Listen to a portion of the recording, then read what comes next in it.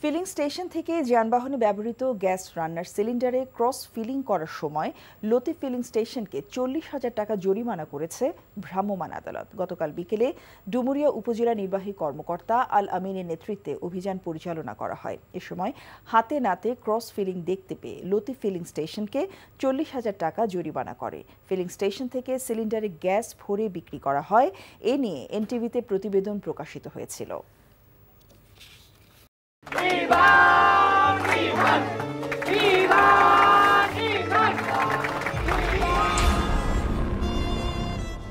তুমি নিজের জীবনটা শেষ করলে, সাথে আমারটাও শেষ করে দিয়ে গেলে। আপনি এই মেয়েটাকে চেনেন না? না।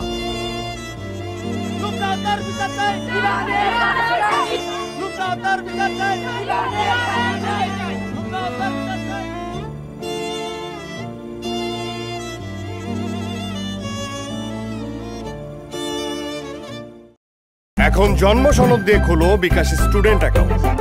নিজের বিকাশ নিজে কর।